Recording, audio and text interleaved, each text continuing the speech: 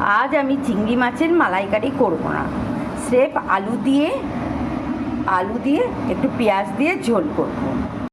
বাটনা হিসেবে দেবো একটু টমেটো, কাঁচা লঙ্কা আর আদা। আমি হালকা ভাজা করে তুলে নিয়েছি।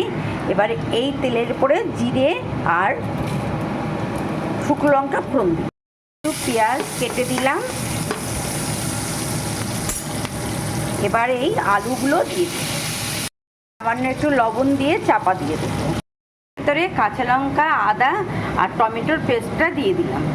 আমি মশলা হিসাবে দিলাম হলুদের গুঁড়ো আর জিরের গুঁড়ো আর ধনিয়া গুঁড়ো।